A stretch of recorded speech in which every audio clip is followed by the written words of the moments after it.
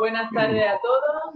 Soy Adelina Salinas, vocal de la Junta de Gobierno del Colegio de Arquitectos de Almería, y es un placer para mí estar hoy dando la bienvenida a este segundo encuentro del ciclo de conferencia 2022.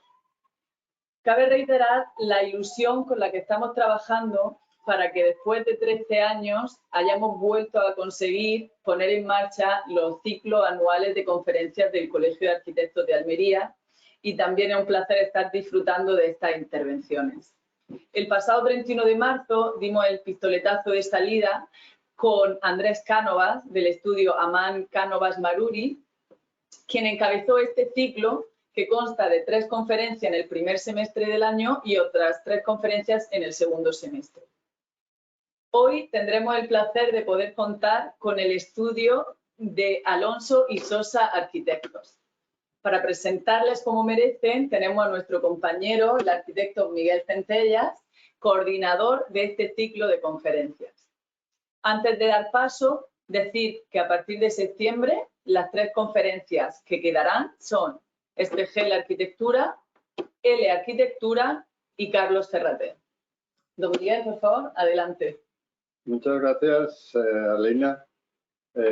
Comparto todas tus palabras en que es un nuevo reto para el Colegio de Almería volver a poner estos ciclos de conferencias, y adelanto públicamente que estamos estudiando ya la reedición de la colección Documentos de Arquitectura, que terminó hace 12 años en el número 67. Estamos trabajando para que en otoño pueda salir el número 68. La conferencia de hoy va a está dedicada al estudio Alonso más Sosa, formado por Evelina Alonso y José Antonio Sosa. Evelina Alonso se tituló en la Universidad de Westminster, en Londres, es doctora cum laude con mención internacional de la Universidad de Las Palmas, de Gran Canaria, y premio en la colección Arquitesis en la convocatoria de 2017. José Antonio Sosa estudió en la Escuela de Las Palmas, terminó en el 81 y es doctor desde 1994 y catedrático de proyectos en la Escuela de Arquitectura de Las Palmas. Ha impartido clases en diversas universidades extranjeras, entre las que destacaría en Harvard y Zúrich. En 2014 fue nombrado miembro numerario de la Real Academia Canaria de Bellas Artes y en 2015 fue director de la colección Arquitesis. Buen conocedor de la arquitectura del movimiento moderno en Canarias, en 2002 escribió el libro de la colección de Almería de Archivos de Arquitectura España siglo XX, número 11, dedicado a la Casa del Marino, y ese mismo año fue responsable del libro Arquitectura Moderna en Canarias, 1925-1965. El estudio Alonso más Sosa se creó en 2011 y desde entonces han sido asiduos participantes en concursos internacionales de arquitectura. Solo destaco algunos de ellos. En 2011 obtuvieron el segundo premio en el concurso de la estación del metro en Sofía, en Bulgaria. En 2012 la Biblioteca Central en Helsinki. Repitieron con otra biblioteca en Múnich en 2014. En 2017 un complejo educativo en Tanzania y en 2020 un colegio en Zúrich. En el ámbito nacional, quiero destacar el concurso de los juzgados del Puerto de Rosario en 2018 y del Yacimiento de San Esteban en Murcia en 2019. Entre sus obras, algunas de las cuales vamos a ver esta tarde, destacaría la reforma del edificio de usos múltiples de Aloza, finalista en los premios FAT de Arquitectura de 2021 y seleccionada también en los premios de Arquitectura del Consejo Superior de los Colegios de Arquitectos de España. También fue seleccionada en estos premios el complejo residencial Santa Águeda en Arguineguín. Otros proyectos que destacaría serían una vivienda en Santa Brígida en 2020, las oficinas del Grupo Domingo Alonso en Las Palmas 2019 y los apartamentos de LOF en Las Palmas de 2014. Quizá su obra más divulgada, conocida y publicada sea La Ciudad de la Justicia de Las Palmas de Gran Canaria, terminada en 2014, fruto de un concurso que habían ganado 10 años antes.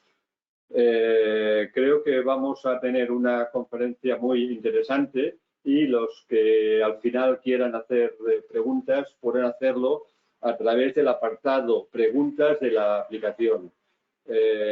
José Antonio Sosa y Evelyn Alonso, muchas gracias por participar en este nuevo ciclo del Colegio de Almería y cuando queráis podéis empezar. Muchas gracias, Miguel, por la presentación. Se nota que eres amigo de hace muchos años, que nos conocemos hace ya no sé cuántos, pero 15 por lo menos, o 20. Okay, por favor, conectaros la cámara, me están diciendo. Ok. A ver. De acuerdo, Vale. gracias. Gracias, bien. Gracias. Pero me oíste, ¿no? ¿Se movió? Sí, vale. Bueno, pues eso, darle las gracias a Miguel, que ya digo que se nota que somos amigos de hace mucho. Darle las gracias también al Colegio de Arquitectos, por supuesto, de Almería, por la invitación. Estamos encantados de poder estar hoy aquí con ustedes. Nos hubiera encantado que fuera en presencia física, pero en cualquier caso es estupendo poder compartir este espacio en el que hablar de arquitectura. Nosotros cada vez que alguien nos dice que pongamos la obra, nos queda la duda de si hablar o no hablar de algunos aspectos teóricos que nos parecen interesantes a nivel personal y que por lo tanto forman parte de nuestra propia obra, ¿no? Y bueno, siempre procuramos hablar un poco, a lo mejor 5 minutos o 10 minutos, de esos aspectos que son más teóricos, que a lo mejor se les hace un poco pesado para los que vienen a ver la obra nada más, pero yo creo que no, que forma parte del proyecto de todos nosotros, de los proyectos que hacemos todos nosotros los que estamos interesados en la arquitectura y por lo tanto todos los que estamos hoy aquí, forma parte también el pensamiento, ¿no? Y el vínculo entre el pensamiento y la obra creo que es fundamental explicarlo un poco, aunque sea un poco. A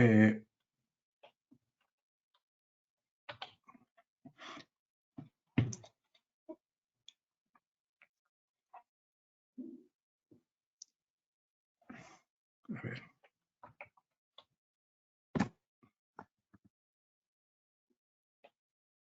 Hace un par de décadas, o 3 décadas ya, Stan Allen publicó este gráfico que vemos en la pantalla, que creo que fue un tema importante, ¿no? O sea, la publicación de este gráfico que quedó grabado en todos nosotros, ¿no? En el que explicaba, de alguna forma, los cambios organizativos de la planta arquitectónica a lo largo del tiempo, ¿no? Empezando en el primero de arriba, en el primer dibujo de arriba, un poco por el movimiento, por lo clásico, ¿no? Esa arquitectura axial. Luego a la derecha, pues la modernidad con la compensación, el equilibrio a través de la compensación de pesos. Y luego un poco por debajo estos sistemas aditivos que fueron típicos de los 60 y así sucesivamente hasta llegar a estas estructuras más isotrópicas, ¿no? Más de campo, que son un poco en las que nos vamos a centrar, que nos parece importante, ¿no?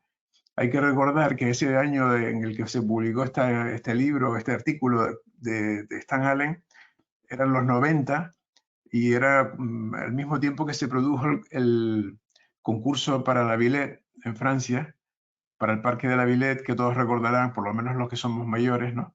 Que lo ganó Bernard Tschumi y quedó empatado con Rem Koolhaas, ¿no? Con OMA. Realmente un proyecto que es efectivamente, ambos proyectos casualmente propusieron estructuras de campo.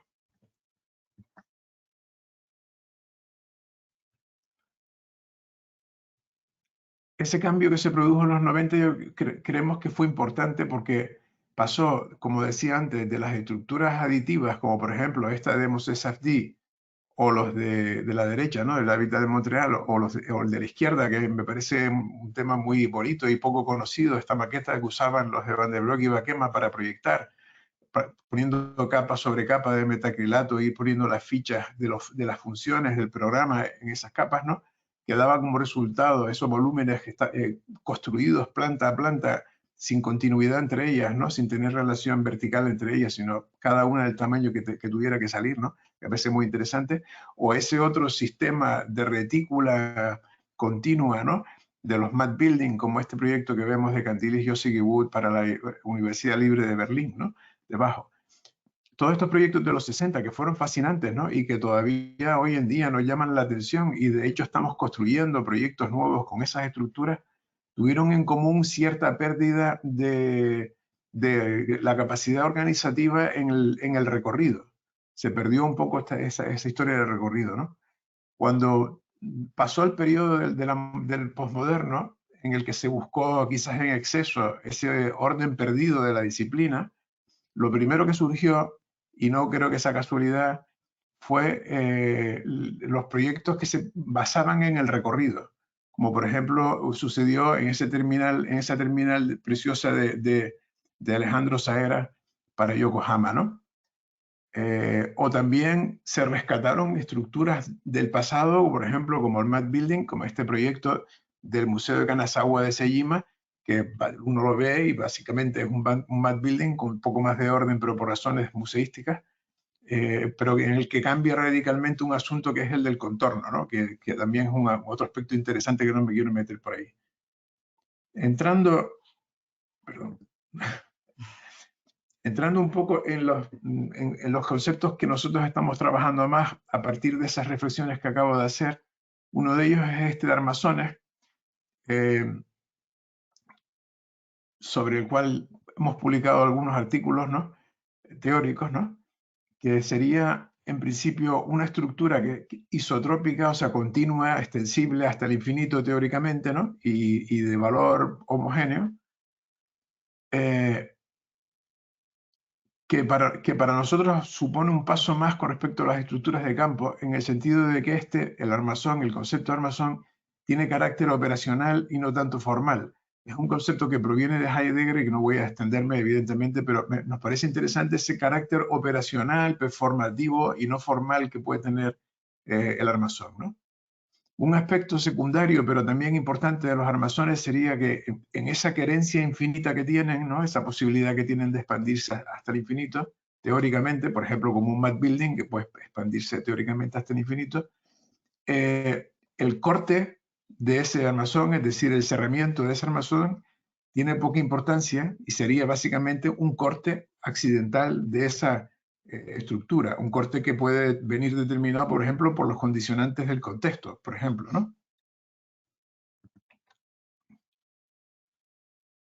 El otro concepto al que nos vamos a referir hoy es el de la arquitectura algebraica, que es el que le da un poco nombre a la charla de hoy, que también es un modo de organización arquitectónica, ¿no? Y no uso la palabra composición deliberadamente, ¿no? Sino un modo de organización arquitectónica, que para explicarlo a lo mejor bastaría con hablar de un antagónico, que sería el de la arquitectura jerárquica geométrica, por ejemplo, ¿no? La arquitectura jerárquica, una arquitectura que tenga una geometría fuerte, jerarquizada, ¿no? Por el contrario, ¿no? Esta arquitectura algebraica sería más bien topológica, ¿no? De posición, de puntuación del espacio, de no tener un orden fuerte, como pasa en este dibujo precioso de Brancy que tienen en la pantalla. Sería el orden de las notas sobre una partitura, de la puntuación abierta frente a la relación cerrada, ¿no? O de cualquier retícula hipóstila, y lo digo porque luego vamos a hablar de esto, ¿no? Y la relación, pues, de la gente y de los objetos que se puedan implementar o situar o mover o pasear a lo largo de esa estructura hipóstila. Ahora, viendo los proyectos que vamos a exponer, que vamos a pasar a verlos, ¿no? Que podemos ir explicándolos un poco más, ¿no? Estos conceptos. Podemos pasar a ver, perdón. Sí. El primer proyecto del que vamos a hablar es este de los juzgados, que es un proyecto que acaba de nombrar Miguel. Ha nombrado varios de los que están en el programa de hoy. Y es un proyecto, como todos los juzgados, ¿no? Un proyecto, todos los que han hecho proyectos de juzgados saben cómo funciona el asunto lo complicado que es, ¿no? El tema programático es muy complicado porque tienes esas tres circulaciones, ¿no? Y que decía Alejandro de la Sota, que no se pueden cruzar, la de los detenidos, la de los funcionarios y la del público, ¿no? Y eso nos ayudó bastante, el concepto de armazón nos ayudó bastante en este proyecto porque tuvimos varios cambios a lo largo del proceso del proyecto. cambios legislativos incluso, que nos obligaron a reformular por completo toda la distribución, todo el programa, y pudimos hacerlo con relativa sencillez gracias a esta indeterminación buscada de la forma, ¿no? Esa indeterminación queda reflejada en esta maqueta, que fue lo primero que hicimos, queriendo reflejar esa voluntad de que fuera son 4 edificios con una base común, en el que las 4 torres son órganos judiciales diferentes. En uno está penal, en otro está contencioso, en otro está el Tribunal Superior, etc. Y se representó con esta maqueta de un elemento continuo que en realidad está formado por los brisoleil en fachada, que son lamas horizontales, ¿no? Y por los paneles fotovoltaicos en cubierta, que serían también lamas orientadas al sur, o sea, en el mismo sentido que el brisoleil. Paso. Desde el punto de vista programático, como decía antes, nos importó poco, no quisimos nunca cerrar la forma del edificio, quisimos dejarla abierta. En la imagen que están viendo se ven los cambios de altura que tuvieron esas torres a lo largo del proceso del proyecto, tanto en el proyecto como incluso durante la fase de construcción, que tuvimos que ampliar parte del edificio, ¿no? Y afortunadamente el edificio aguantó perfectamente esos cambios gracias a su voluntad de no ser un elemento cerrado, ¿no? De permanecer abierto. Esta es un poco la imagen del edificio final, incluido en ese barrio periférico, es una barriada periférica al casco histórico, y que constituyó una oportunidad para incorporar ese barrio al centro de la ciudad, y de hecho ocurrió así. Esta es una foto del año 13 o 14, cuando se terminó el proyecto. Pero en la actualidad todos estos edificios se han renovado, se han restaurado, y el barrio se ha integrado realmente en el casco histórico, que era una de las cuestiones que nos interesó especialmente, por lo cual, entre otras cosas, situamos la entrada del edificio enfocada hacia el barrio histórico también, para conectar directamente con el barrio histórico, a través de esta plaza cubierta, perdón, a través de esta plaza cubierta, como estamos bueno, a través de esta plaza cubierta con un volado grande de 13 metros y medio, 14 metros, que construye un umbral profundo, ¿no? Separado del edificio, incluso, como ven, por la luz que entra por la izquierda, ¿no? Y que de algún modo trata de diluir esa frontera entre lo cerrado y lo abierto, y que además se convierte en una auténtica plaza. Esta es una foto de Roland Halbe del momento de la inauguración del edificio, pero esta plaza es imposible fotografiarla vacía porque está siempre llena de gente. Ahí quedan los abogados con sus clientes, y es el lugar de encuentro de las personas que van a usar el edificio. Para luego entrar al interior del edificio y organizarse también de una manera muy básica, con una estructura lineal, una calle, que todo el mundo sabe cómo funciona, ¿no? Que no se pierde nadie, porque creemos que una de las cuestiones importantes es que en un edificio público puedas entrar y orientarte sin necesidad de preguntar, ¿no? Eso es algo que decía mucho Sanz-Oise, que se me quedó grabado, ¿no? Porque, bueno, antes dijiste que estudié en Las Palmas, pero en realidad estudié en Las Palmas y terminé en Madrid, o sea, estoy en los dos sitios, ¿no? La mitad de la carrera en cada lado. Pero eso es una cosa que decía mucho Isa, ¿no? O sea, en un edificio público que no tengas que preguntar, que entres directo, ¿no? A donde quieres ir, sin preguntar. Y eso nos llevó a buscar ese orden lineal que es tan reconocible por todos como es la calle, ¿no? Calle que además está paralela a la calle urbana exterior.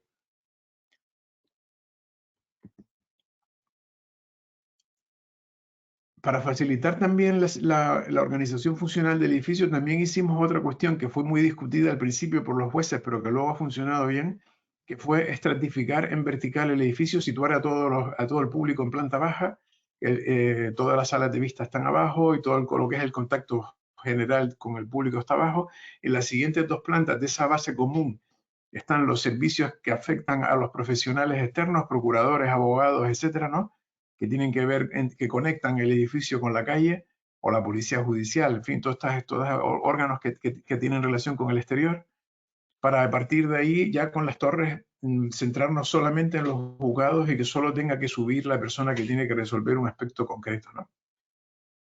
Todo ese espacio interior enorme del vestíbulo del edificio, como ven, está abierto, tiene patios, y tiene también una ventilación cruzada controlada, y de manera que no necesita aire acondicionado, que creo que esto es otro factor importante porque es un edificio de gran envergadura y el ahorrarnos el aire acondicionado supone un ahorro económico y desde el punto de vista de la sostenibilidad muy importante. También procuramos, bueno, iluminar esas zonas de la planta baja más profundas con luz natural. Bueno, probablemente se han dado cuenta a lo largo de la presentación de este proyecto de que el edificio tiene colores variables. Un segundo. Que el edificio tiene colores variables. La fachada realmente es de aluminio, es de color natural de aluminio. Se diseñó para reflejar la parte alta de las lamas, ¿no? De manera que cuando sale el sol se ve así como en la foto, con colores, son todas diferentes, todas las fachadas, ¿no? Cuando sale el sol se ve reflejado el color de manera intensa, pero lo normal es que con la panza de burro que ustedes ya conocen de Canarias o con un día de lluvia, el edificio se ve muy tenue de color o casi blanco y de noche, por supuesto, se ve blanco por completo, ¿no? Queríamos hablar en este tema de ese pensamiento de que las cosas no son de un color específico, sino del color de lo que los rodea, ¿no? Que parece un concepto muy vinculado a ese sentido social y contextual de la justicia.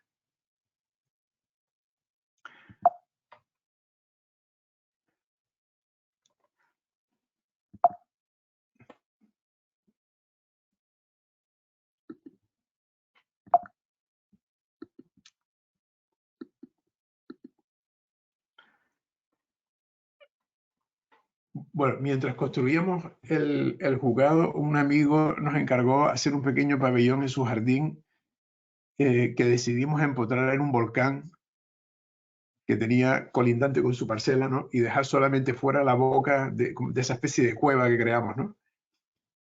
Pensamos que estos proyectos pequeños son fundamentales porque son realmente laboratorios para la experimentación y realmente al final acabas investigando estas cosas y después usándolas en otras escalas, ¿no? En otros proyectos.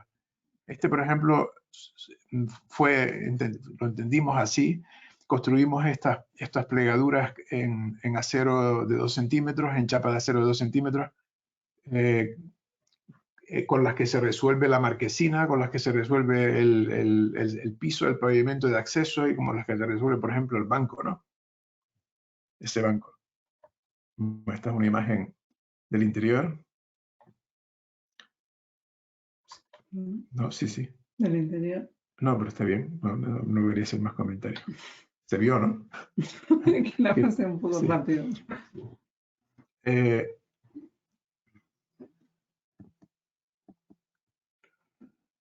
Este es otro proyecto, el proyecto para la biblioteca de Helsinki, que nombró antes también Miguel. Es uno de esos mega concursos de 2 fases en los que se presentaron 700 proyectos, 700 estudios, y que, bueno, lógicamente perdimos. Era muy difícil ganarlo. Pero nos gusta mucho este proyecto y fue importante para nosotros, ¿no? Es también un programa muy complejo. Los finlandeses, con el clima que tienen tan malo, proponen en el programa que el interior del edificio se convierta en una especie de mini ciudad que tiene todos los usos posibles, zonas de juegos de niños, en fin, todo un espacio en el que estar a lo largo del día y de la noche sin ningún problema y para todas las edades estar tranquilamente ahí dentro de ese edificio, ¿no? Era muy importante para nosotros reflejar en el proyecto esa idea de paisajes múltiples, ¿no?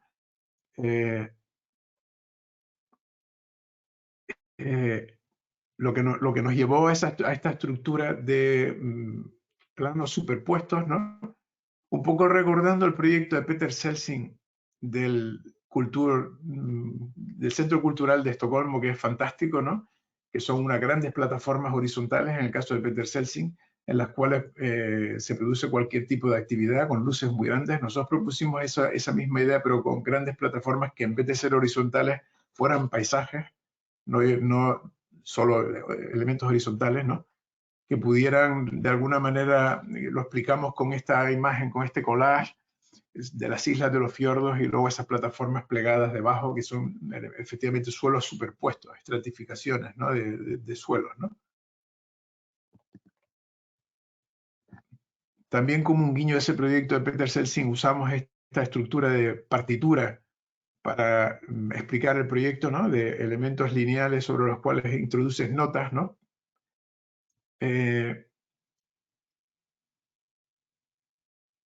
también recuerdan de alguna manera, en este caso, a los planos oblicuos de Claude Parent, ¿no? También son esos planos oblicuos que se superponen, que le dan continuidad al espacio, que no se construye solo con bandejas superpuestas, ¿no?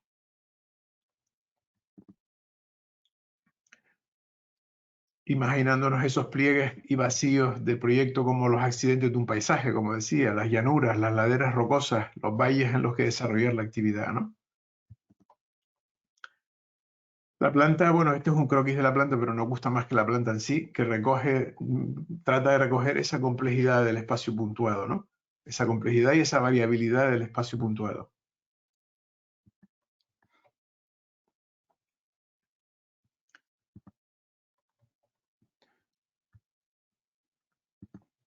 El siguiente proyecto les toca cerca, que es ese yacimiento de San Esteban en Cartagena.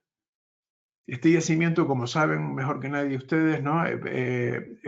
Pertenecía a un arrabal, a un antiguo arrabal andalusí, que fue hallado durante la excavación de un aparcamiento que se pretendía construir ahí, y sobre el cual se pretendía hacer una plaza pública, cosa que se mantuvo en el programa, a pesar de que no se disponía de mucha altura libre. Y eso fue para nosotros uno de los aspectos más importantes del proyecto, ¿no? Esa escasez de altura libre. Entonces, normalmente la cubierta de un yacimiento resuelve la protección del yacimiento, trata de resolver la protección del yacimiento, pero suele hacerse de manera relativamente autónoma respecto a lo que sucede debajo, casi siempre, ¿no? Casi siempre es una superficie ondulante o plana, ¿no? Que recubre el yacimiento, pero que no tiene que ver con lo que está sucediendo debajo, ¿no? Nosotros queríamos jugar justamente con lo contrario, ¿no? Por dos razones, ¿no? Por un lado, porque nos parecía interesante reflejar con el proyecto el trazado de las calles antiguas, de las callejones antiguos, y también las alturas de las manzanas andalusíes. Es decir, que tanto desde fuera como desde dentro tuvieses una percepción de cuáles eran las dimensiones de aquel arrabal. Así las antiguas manzanas se convertían en el proyecto en unas placas que flotan a la altura de las antiguas azoteas, liberando el espacio de los antiguos callejones que quedan abiertos, ¿no? Y por lo tanto le dan mayor amplitud a ese espacio que era demasiado angosto. Así, al recorrer este yacimiento puedes apreciar la verdadera espacialidad del arrabal, ¿no? Y realmente nos gustaba como esa especie de abstracción de lo que fue el arrabal. Bueno, esto se puede entender cierta relación con el proyecto de Alberto Burri en Ibelina, ¿no? Aquel que hizo para el terremoto y para tapar las ruinas de Ibelina, ¿no? Porque al fin y al cabo en los dos casos jugamos con lo desaparecido, ¿no? Lo que se fue con el terremoto y lo que se fue con el tiempo. Estas aberturas establecen, ¿no? Por supuesto, el contacto visual permanente con el cielo. Las aberturas de las calles están acristaladas y establecen esa relación con el cielo, lo cual reduce esa sensación de agobio que podía producir la poca altura del yacimiento, ¿no? Salvo en algunos puntos, como este patio, que pertenece al patio de una de las casas que existían en la trama, ¿no? En el que sí que dejamos entrar la lluvia.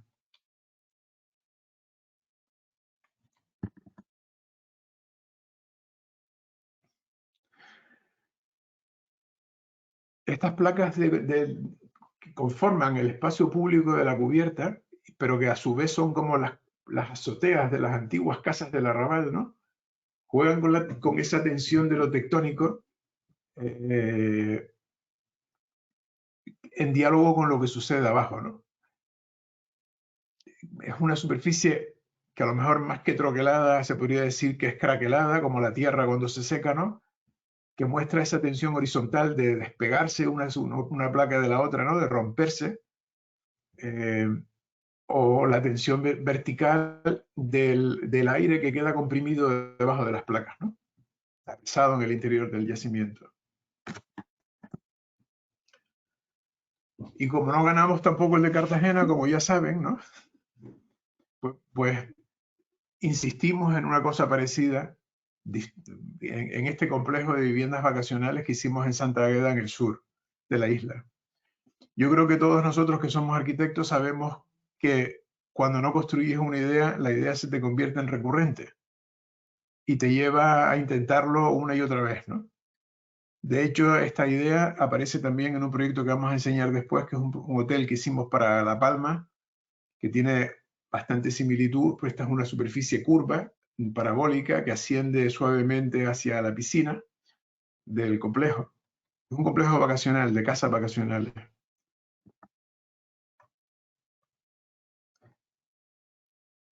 Que se sitúa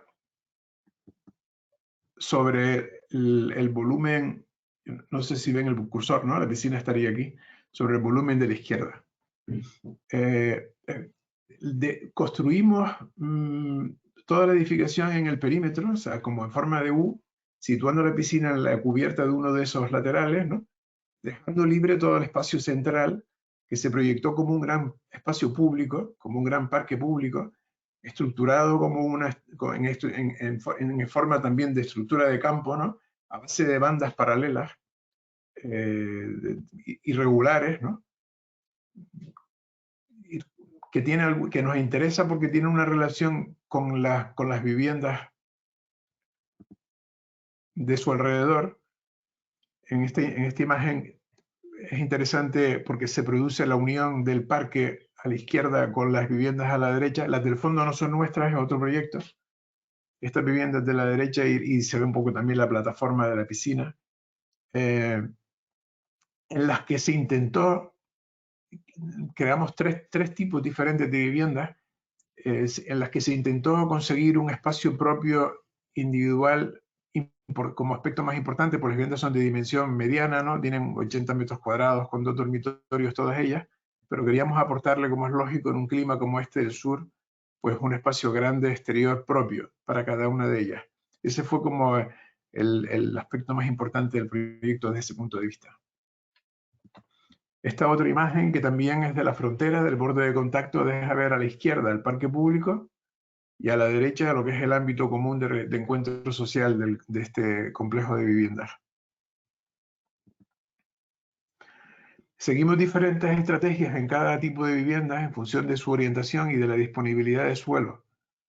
Estas concretamente poseen unas terrazas y un pequeño jardín privado, pero con plataneras, como ven en la imagen, ¿no? Con plataneras con racimos, que tuvimos que compensar o decidimos compensar con otra terraza en la planta alta porque eran muy pequeñas la zona de jardín en este caso.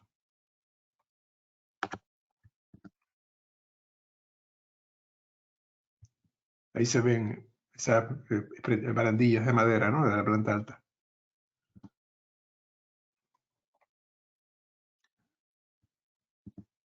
Y este otro tipo, que es la última imagen que voy a mostrar yo antes de que empiece a hablar Evelyn, pues era un tipo de una sola planta, es el que tiene la piscina encima, que lo organizamos, lo enseño un poco para que vean la dimensión del proyecto, ¿no? Lo organizamos un poco como un núcleo central de baño y cocina, los dormitorios por detrás, el salón por delante, el estar por delante, conectado directamente con el jardín, con el espacio propio de esa vivienda, ¿no? Y dejo que siga Evelyn. Sí, tú me dejas la parte más difícil, lo que nadie entiende.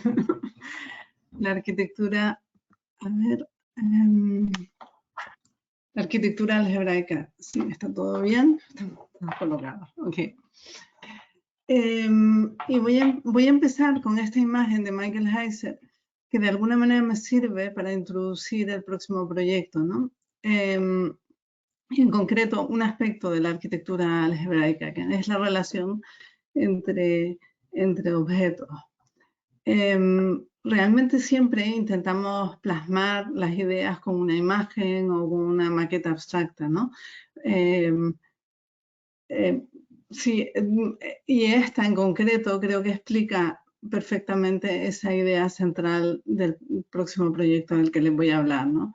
La idea de insertar un volumen dentro de un vacío. Aquí también introdujimos en el vacío urbano dos piezas independientes que ocupan un espacio y que flotan, ¿no? Y que se ubican dentro de un vacío.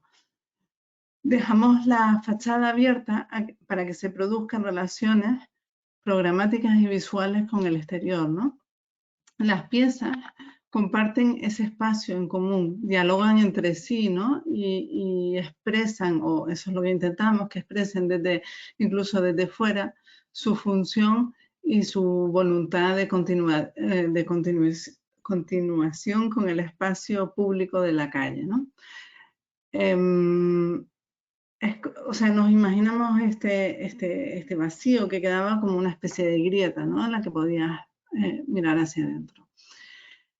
La expresión externa de la ampliación no es una fachada que trate de resolver literalmente la continuidad con los edificios colindantes, ¿no? Como verán. Y no lo hace porque consideramos que este edificio tenía que responder a una visión más contemporánea de los espacios escénicos, ¿no? Para una sociedad más abierta, menos jerárquica, más representativa, ¿no? De nuestro tiempo. Tampoco, o sea, no quisimos esconder este programa tan público, ¿no? Detrás de una fachada opaca. Debía establecer un contraste con lo existente, ¿no? Más bien. Pero, ¿no? Y bueno, y con esas ganas de enfocarse a la plaza abierta. Y de esa manera la fachada prácticamente, o sea, tiene la intención de desaparecer. Esto no implica que el olvido, ¿no? de los colindantes, al contrario, simplemente se producen acciones más sutiles, ¿no? Se ajustan las continuidades de las fachadas a nivel de marquesina, de entablamentos y de cornisas, ¿no? Como ven en el alzado. O sea, sí quisimos mantener una relación, pero no algo tan literal. Y la configuración, ¿no? que propusimos genera en el interior del edificio una fluidez espacial, permitiendo que circule el aire entre esas piezas, ¿no? Bueno, una que flota, otra que está apoyada.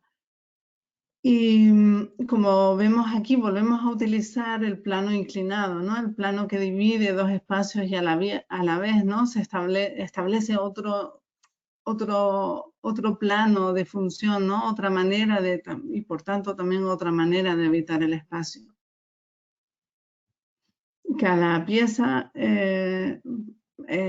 tiene su propia expresividad, ¿no? Con usos diferentes. En la sala principal, pues, optamos por un prisma negro recubierto de moqueta, mientras que el plano que flota nos lo imaginamos como o sea, forrado de paneles dorados, ¿no? Era un espacio irregular y nos gustaba pues el reflejo que podía producir con lo que sucedía en el hall o con incluso lo que sucedía en la calle en algún momento. Cada uno de estos volúmenes, ¿no? tiene un carácter y una resolución propia, tanto por fuera como en su interior, ¿no? Como es este caso. De todas maneras, solo les voy a hablar de 3 proyectos más, ¿no? Nos hemos venido un poco arriba, ¿no? Con esta idea de vamos a encontrar todos los proyectos que coincidan con estos 2 conceptos de los que queremos hablar hoy. Y bueno, no sé si nos hemos pasado un poco el número de proyectos, pero bueno, así tienen una visión general de lo que estamos haciendo. Y en este caso, precisamente, nos ha surgido un debate, ¿no? interno sobre qué concepto de los dos prevalece en este proyecto, ¿no? Si el de armazón o el de la arquitectura algebraica. Yo creo que tiene de los dos. Me he centrado en lo que sucede debajo de la estructura, de esta gran estructura flotante, y en la que la arquitectura algebraica se produce en relación al paisaje donde se ubica. Este proyecto se ha planteado, de hecho, aquí volvemos a lo que dijo Pepe antes, ¿no? Volvemos a reciclar ideas. Y este proyecto se lo propusimos a 2 clientes, uno en Gambia y otro en La Palma. Evidentemente, somos conscientes de que no cualquier proyecto, o sea, se puede ir repitiendo tal cual, pero en este caso, como lo que planteábamos era una solución indeterminada en relación con el contorno, esa relación con el entorno también es absolutamente abierta, ¿no? Entonces, bueno, pues nos pareció hasta sugerente el volver a reciclar este proyecto.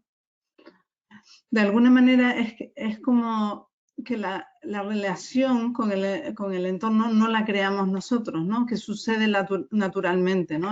El entorno forma parte del mismo sistema relacional del proyecto. Y esto me voy a referir un poco a esa idea de Gordon Matta Clark de la anarquitectura, ¿no? Que hay una arquitectura que sucede sin que la construya. Y esto es como también como el proyecto, no gusta nombrar las referencias porque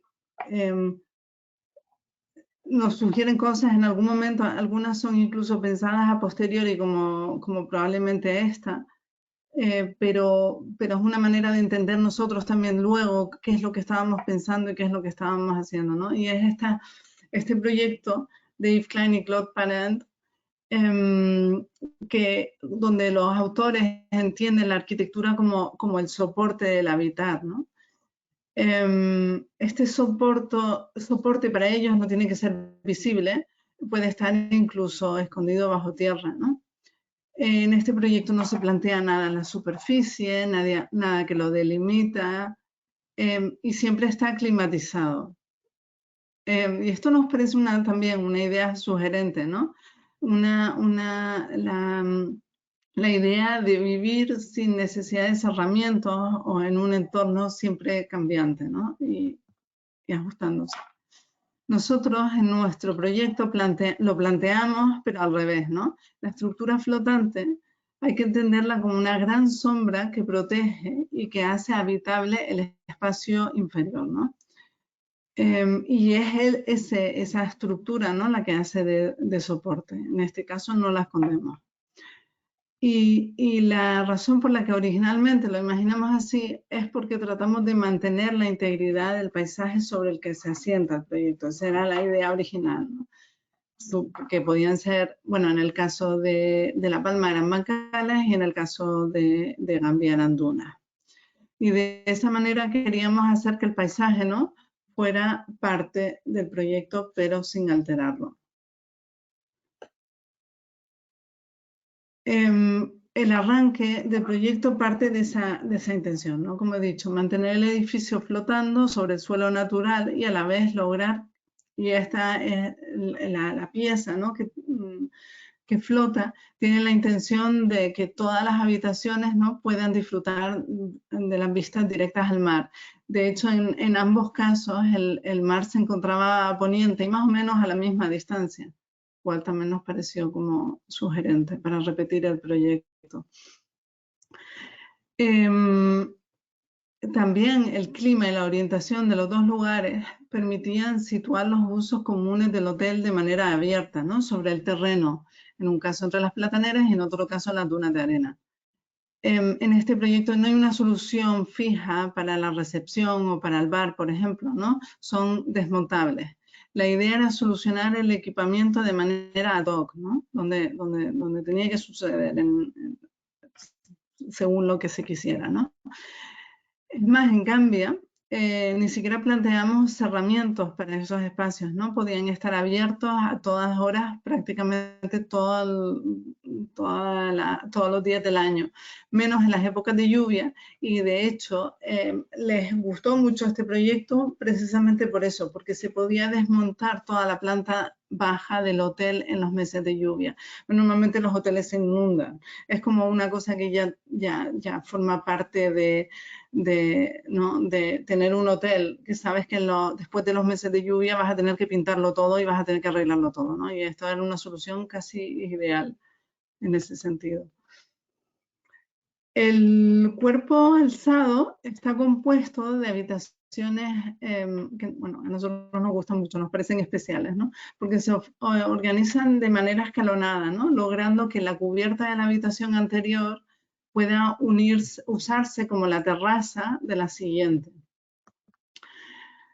Y vuelvo a hablarles de una referencia, ¿no? En este caso, pues les puedo hablar de la referencia a Mancio William y Delfina Galvez, ¿no?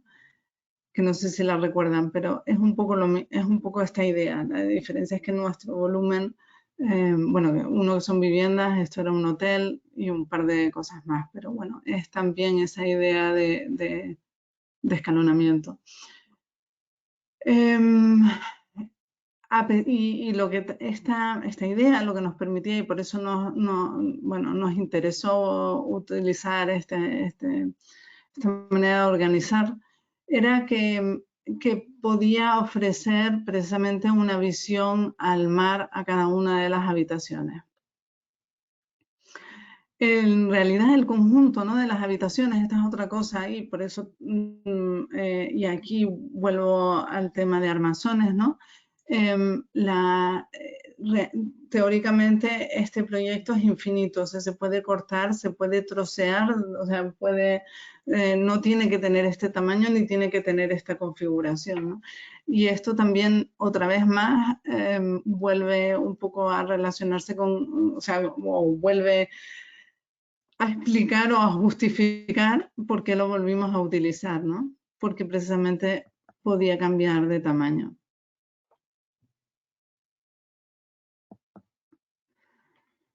Ahora les voy a enseñar este pequeño proyecto que, como el primero, ¿no? Les hablé que busca la relación entre objetos.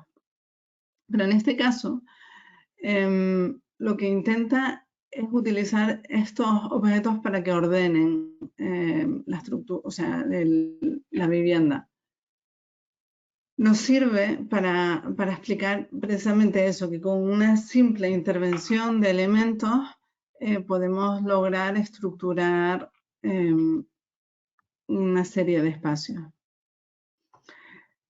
Intervenir en una casa existente siempre tiene un no sé qué, ¿no? Siempre da un poco de miedo, porque o sea, las personas estamos acostumbradas a la distribución anterior, ¿no? A los hábitos propios adquiridos, a espacios que nos hemos apropiado, ¿no? Formas de manejarnos. Y por tanto cuesta muchísimo plantear o negociar cualquier cambio, ¿no? Y ante esta situación te planteas cómo creas un nuevo orden y una nueva manera de estructurar los espacios. Debido al fuerte desnivel del terreno, la casa se organizaba en 4 alturas escalonadas sin una conexión fluida, ¿no? Y la idea, o sea, el objetivo principal era precisamente unir esos distintos niveles. De hecho, había que salir al exterior para subir a una de las plantas. Por eso en el centro de la vivienda planteamos una nueva escalera de carácter ligero de chapa metálica continua que resuelve esa conexión, ¿no? entre los dos niveles más bajos y los niveles a cotas superiores. La escalera también, los elementos que insertamos, intentamos ser un poco obvios, ¿no? Pintándolos de color, o sea, evidenciándolos a través de su color, ¿no? Esta escalera es de trazado regular con peldaños contrapeados y sirve también para meter luz en el interior de la planta baja a través de un lucernario que hay en el techo. Se trata de una pieza mínima, pero que logra un papel muy estructurante a la nueva organización y ha cambiado.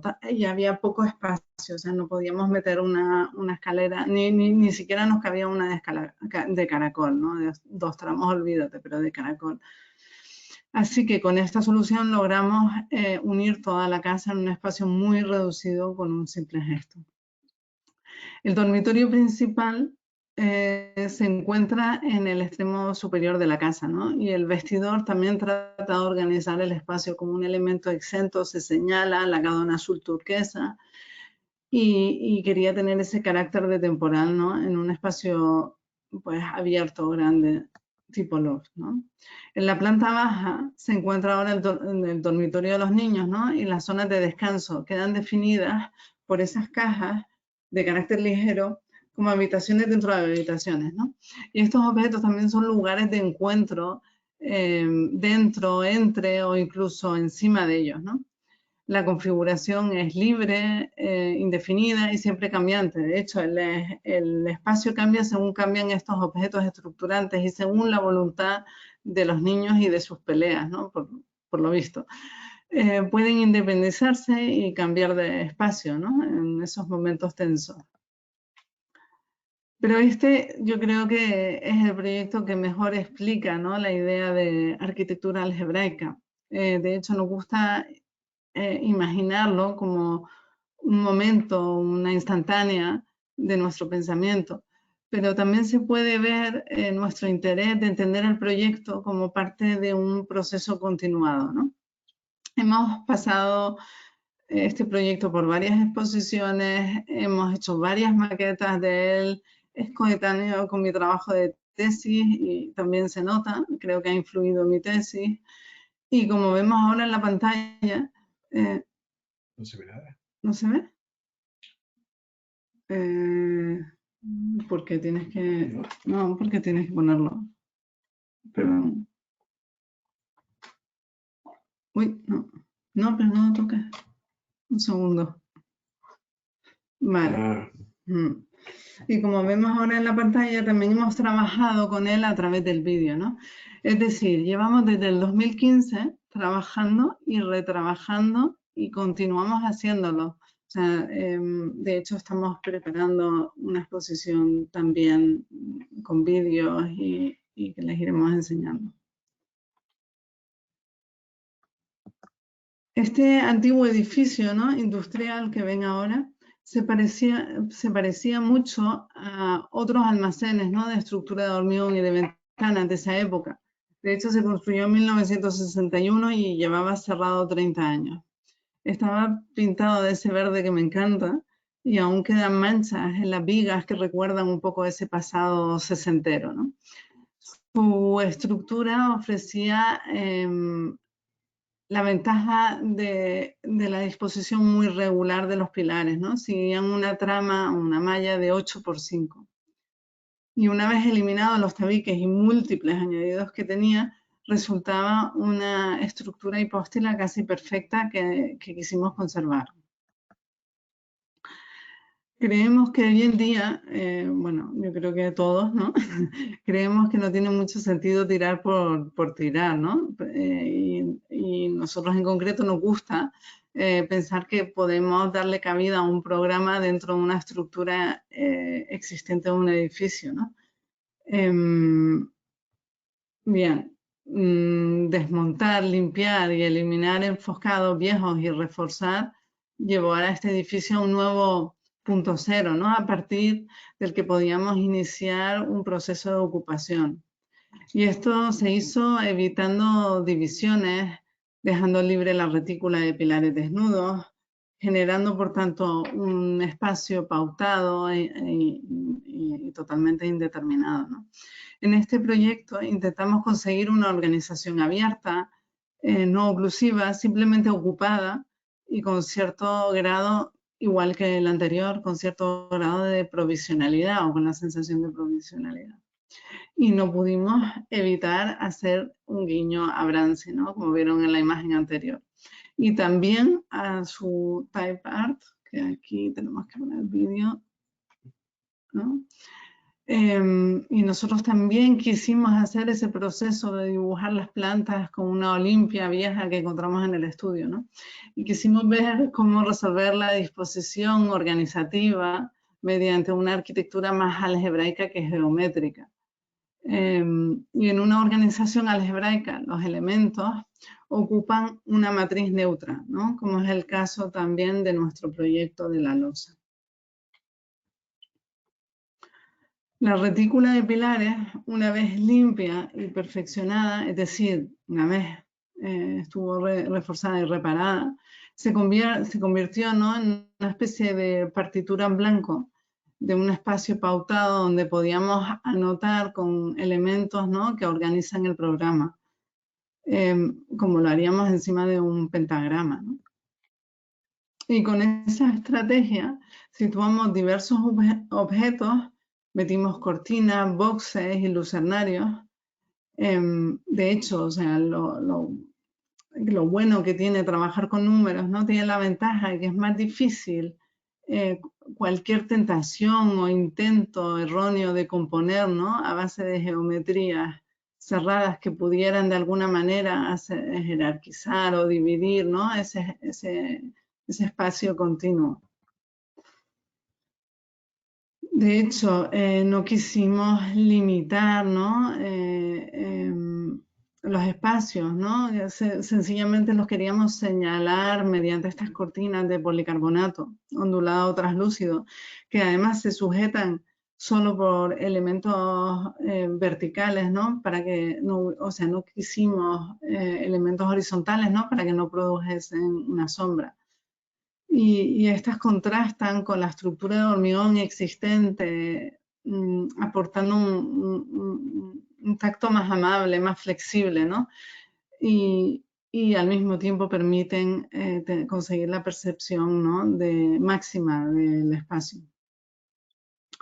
Y también para conseguir esto era importante la definición de los detalles constructivos, ¿no?, para tratar de reducir los elementos a su condición más esencial, ¿no?, los pasamanos como líneas que flotan en el aire, las cortinas de policarbonato, ¿no?, como dije, suspendidas de los pesos, ahí se ve cómo están sujetas sin piezas horizontales, los lucernarios, ¿no?, con la geometría triangular que cuelgan de la cubierta, los grandes vidrios de fachada sin carpintería, colgados de vigas suspendidas. Ahora les enseño un detalle. Todos estos detalles persiguen, ¿no?, esa economía de medios de poco peso y facilitando así la sostenibilidad a la vez que buscamos una coherencia global con la estructura, ¿no?, del proyecto. Entender la retícula como matriz del proyecto condicionó también el modo de resolver, pues, sus límites, ¿no?, afectando claramente al enfoque que le teníamos que dar a la fachada. Como dijo José Antonio antes, ¿no?, una retícula por principio siempre tiende al infinito y por ello su cerramiento tiene la condición, ¿no?, o pensamos que debería de tener una condición más efímera o invisible. De hecho, bueno, también evidentemente esos grandes vidrios, ¿no?, permiten que entre la luz en un edificio bastante profundo. Pero también lo hace a través de los lucernarios, ¿no? Reutilizamos 3 antiguos patios que había en el edificio, bueno, que uno era de montacargas, otro no me acuerdo de qué era, bueno, había como 3 agujeros en la estructura. Y ahí pensamos en insertar pues estos lucernarios en forma de prismas triangulares pintados por su interior con pintura reflectante de carretera. Esa es la que tiene bolitas, ¿no?, transparentes. La forma no obedece solamente a un aspecto formal, que evidentemente estamos muy contentos como quedaron, pero tenía la función de dividirla por sectorización, poder llevar en algunos patios la luz, sobre todo en el fondo del edificio, llevar la mitad del patio a la planta inferior. Entonces nos parecía pues que dividiéndolos en diagonal tenía más sentido.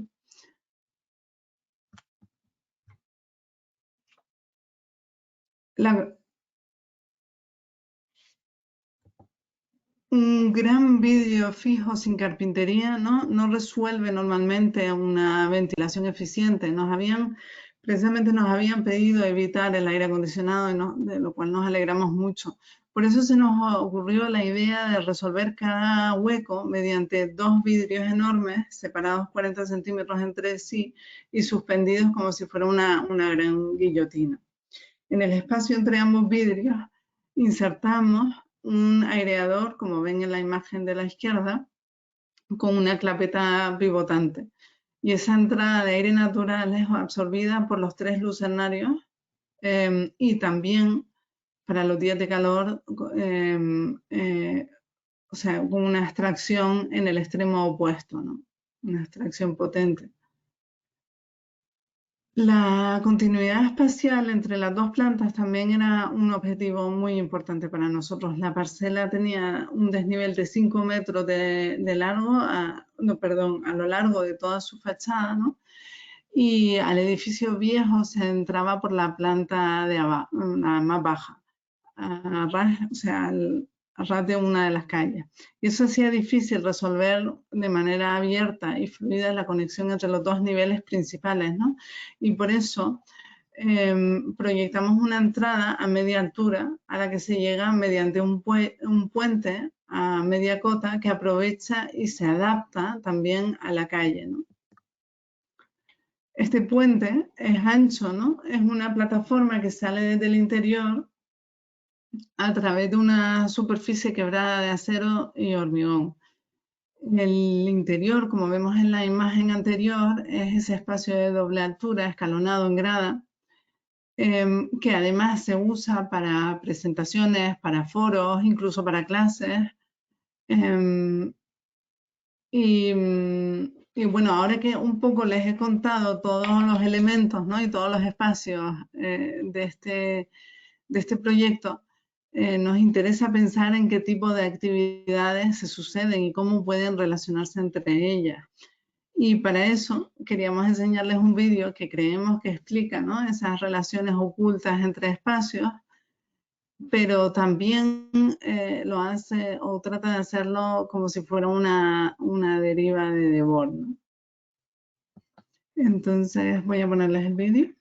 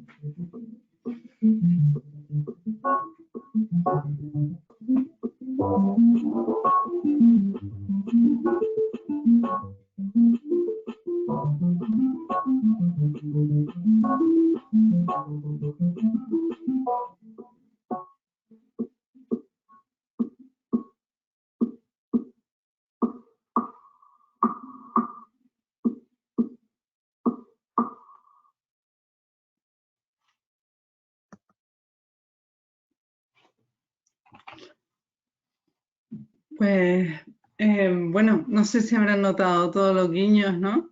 Hay algunos guiños, o sea, nos resultó bastante divertido hacer este vídeo. Y como les comentaba, era parte de nuestra manera de trabajar y de repetir las ideas y de trabajar con ellas en plano teórico y en plano en lo que es hacer una obra, ¿no? Y bueno, y con esto yo les quería dejar, pero quería también abrir, ¿no?, a preguntas. Supongo que, no sé cómo vamos de tiempo.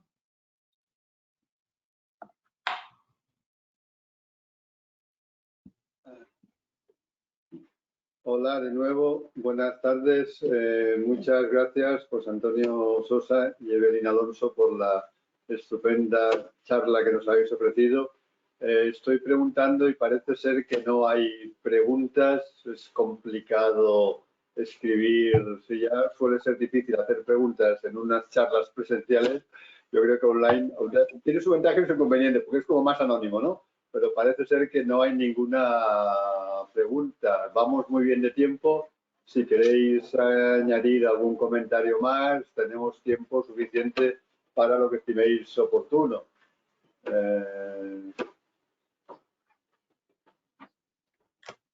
Bueno, ¿no se te ocurre alguna cosa, Miguel? No, a mí Sí. lo que me ha parecido muy bien, José Antonio, cuando has empezado diciendo que está claro que todos los arquitectos nos manejamos siempre con algunos conceptos teóricos que muchas veces o no nos apetece o no somos capaces de explicar. Entonces yo creo que habéis hecho muy bien, se nota que habéis preparado bien la conferencia, habéis hecho al principio, has hecho tú una introducción teórica que creo que ha estado muy bien. Y luego el desarrollo de los proyectos y acabar con este vídeo con tantos guiños, como ha dicho Evelyn, a mí me parece que está muy bien. Por lo cual, digo, por eso he empezado diciendo que había sido una conferencia estupenda por todos los guiños que habéis hecho y los conceptos que nos habéis explicado, ¿no? Y creo que está todo muy bien. Muchas gracias. Tú sabes que al final, cuando preparas, tú lo sabes por experiencia también, ¿no?, que cuando preparas una conferencia de este tipo, tienes que sacrificar cosas, ¿no? Y no puedes hablar de lo que quieras en una hora, evidentemente. Hemos intentado de alguna manera los proyectos, como dijo antes Evelyn, que tienen alguna relación. A veces esas relaciones no son literales, evidentemente, ¿no? No se ven literales, pero proyectos que tienen alguna relación con esas obsesiones que tenemos, ¿no? A las cuales se pueden sumar otras, pero bueno, que hemos contado estas dos, ¿no? No, que Sí. yo creo que ha estado muy bien y la manera de explicar los proyectos en las que habéis puesto muy pocos planos, y eso también creo que, bueno, eso siempre es discutible saber si pones planos o no pones planos, ¿no? Pero yo creo que está bien que se entiendan con muchas imágenes muy sugerentes, muchas referencias a las imágenes que vosotros teníais de los años 60 y 70, que se nota bueno, que de allí habéis bebido mucho, ¿no? Y bueno, y a mí me ha interesado, quizá porque también soy de esa generación, ¿no? La primera imagen que has pasado, las primeras, ¿no? Con la referencia a la Universidad Libre de Berlín, Bakema, estas cuestiones que no sé, el hábitat de Montreal, que nosotros, creo que hay alumnos que estarán del tercer curso de Cartagena conectados, que creo que lo comentamos a veces en los temas de vivienda, ¿no? O sea, que yo creo que hay que buscar tantas referencias de esa arquitectura de los años 60 y 70 que a mí la sensación que tengo es que no sé qué referentes se va a sacar dentro de 20 o 30 años de la arquitectura de este siglo, ¿no? Del 21, ¿no? Pero yo creo que los años 60 y 70 tuvieron una fuerza muy importante y que creo que vamos a estar muchos años extrayendo conclusiones, imágenes, ideas de esa arquitectura, ¿no? Yo me siento muy identificado con ella y hoy he estado muy, al principio, como muy sugerente, muy relacionado con lo que estabais explicando, ¿no? Eso es por cosas de las edades nuestras, Miguel. Es posible, ¿No? es posible que sea por eso, es posible. No, porque yo soy de otra generación y Pero no, está claro, porque realmente, fíjate, lo de la imagen esa es curioso porque el poner juntos esos proyectos que unos son contemporáneos y otros son de los años 60, te das cuenta del vínculo tan brutal que existió, ¿no? Entre ambos momentos, ¿no? O sea, con el paréntesis de la posmodernidad, pero hay un vínculo extraordinario en el que hay varias diferencias, ¿no? Porque uno de ellos es este de los recorridos, ese de la recuperación del orden.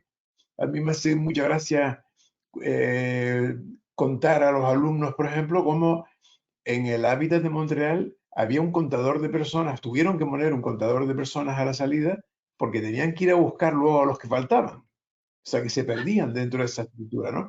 Y lo mismo te sucede cuando vas a ver la Universidad Libre de Berlín, ¿no? Es complicadísimo situarte dentro de esa estructura, es una retícula homogénea, con patios más o menos homogéneos y tal, ¿no? Entonces, salvo que subas a la azotea, a la cubierta vegetal que tiene, no te orientas. Entonces, ese sentido de perdido de la orientación, que también tiene mucho que ver con los situacionistas y con todo lo de aquel momento, era en parte deliberado, en parte inconsciente, ese sentido de la pérdida de la orientación y del orden en el edificio, que es muy interesante, ¿no? Produjo en gran medida el fracaso de algunas de esas estructuras. El fracaso indudable, por lógica, ¿no? De esas estructuras. Y es curioso, ¿no? Eso, cómo se recupera después ese orden necesario, ¿no? En la organización de la planta. Ese es un aspecto. El otro aspecto interesante de este cambio, ¿no? Es cómo esa arquitectura aditiva, superpuesta y tal, difícilmente tiene en cuenta los aspectos del contexto, ¿no? Tú tienes una trama o uniforme que podía haber puesto otra planta de Candiles Yossi que me encanta y que es quizás más explícita de lo que voy a decir ahora, que es la de Stuttgart, ¿no? El proyecto que hicieron para Stuttgart que no se construyó, pero que es una maqueta también preciosa. Se ve el edificio que se mete casi por la iglesia, por la catedral y se distribuye por las calles de la ciudad y tal, ¿no? En el que también se produce ese otro problema que iba a decir ahora, que es esa difícil relación con el contexto que tenían esos proyectos, ¿no? Es difícil relacionarte con el contexto con una estructura que es infinita, que es isotrópica, que se expande y tal. Entonces, dándole vueltas a ese tema, hace años, ¿no? Digo, bueno, realmente habría que buscar una forma de resolver ese problema de contorno de esos edificios, ¿no? ¿Cómo cortas esos edificios? ¿En qué momento y cómo? ¿Cómo los cortas, no? Y justo en esos años apareció el proyecto de Kanazawa de Sejima y tal, que yo creo que es un proyecto magistral. Yo creo que Sejima es una de las personas más importantes que tenemos en el panorama actual, ¿no? con ese corte de, digamos, de molde de galleta que corta la masa de harina, porque esto es una masa continua, ¿no? Una estructura isotrópica que se puede expandir sobre la mesa como la masa de harina, ¿no? Y que tú cortas con la forma que quieres, ¿no? En función del contexto que se te plantea delante, ¿no? Ya sea un círculo, como el caso de Kanazawa, ya sea una estrella, ¿no? O un osito. O sea que, digamos que esa capacidad de cortar la estructura es la solución obvia, pero no descubierta hasta entonces, ¿no? Hasta el 2000, no sé cómo me acuerdo qué año es, el 2011 o 2008, ¿no? El proyecto de Kanazawa, no me acuerdo de qué año es, ¿no? Pero que fue No, yo creo un que estaba en la descubrimiento. universidad yo todavía. Fue un descubrimiento. Fue en los 90, creo, ¿no? Bueno, no me acuerdo. No, 90 tardío. yo creo que es posterior, sí, pero bueno, no me acuerdo, sí, porque a los 90 estábamos en la deconstrucción todavía. Pero sí, pero que esto a mí me parece fascinante cómo esa evolución que se produce desde los 60 hasta hoy, ¿no? Hasta nosotros, con cambios importantes, con estos cambios importantes. Pues otro proyecto fascinante fue el de Saera, ¿no? Ah, no, perdón, yo me refería al de Sahara, sí, tú te referías al de Sejima, sí, no, el de Sejima es posterior, pero el de Sahara sí, sí es del finales de los 90, ¿no? Sí, posible. Mm, Saera tenía 28 años sí, sí. cuando ganó ese concurso. Sí. Hay un aspecto, yo creo que también que pasa con esa época, bueno, que tiene un poco que ver con lo que dices tú, ¿no? Que esos proyectos, bueno, que tuvieron difícil solución y que de alguna manera quedaron en quedó mucha de esa energía en nada, tiene que ver con que se encontraron en dos momentos muy importantes, ¿no? Que es el posmodernismo y la modernidad. Se encontraron como en ese espacio de transición, pero también de tremenda apertura. Yo creo que, o por lo menos me dio la sensación que escribiendo la tesis, me daba la sensación que no se establecían muchos de los vínculos que yo iba o sea, que me parecían bastante obvios y que no se habían hablado mucho, no se estaban tratando mucho. Sí, se hablaba de los situacionistas por un lado, de Gordon Butterclass por otro, de un montón de distintas cosas, pero que en general no había una relación tan sólida como se podía hacer en los proyectos de la modernidad, que tenían una estética concreta o una forma de entender el proyecto concreto, y con los de la posmodernidad que les pasó exactamente lo mismo. Y en ese ámbito intermedio de apertura total donde se investigan un montón de cosas y sobre todo a nivel teórico, pues quedaron un poco ahí en tierra de nadie, ¿no? Esa es por lo menos mi sensación también, y por eso resulta tan interesante estudiarlos y replantearlos, y son tremendamente contemporáneos, porque quedaron ahí, fueron muchísimas ideas las que se produjeron, ¿no? Y muchísimo a nivel teórico, que yo creo que necesitaban incluso reposarse y que las volvemos a encontrar hoy en día. Nos enfrentamos a los mismos problemas, nos enfrentamos a las mismas ideas, ¿no? O por lo menos eso es un poco la sensación que tengo. Pero voy a dejar de hablar, porque si no, le doy una Muy clase aquí sobre los interesantes, años. Evelyn, muy interesantes las reflexiones que estás haciendo y yo creo que podríamos seguir comentando vuestra intervención, pero quizá ya es el momento de ir terminando. Llevamos como 1 hora y cuarto y yo creo que ya está, si os parece oportuno, vamos a dar por concluida la sesión.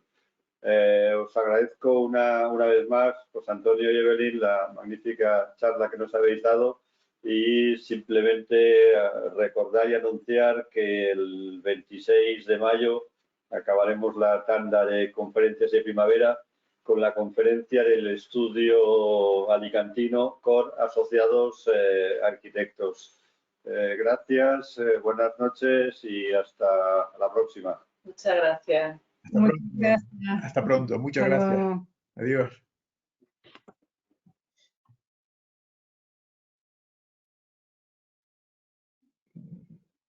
No sé dónde se corta.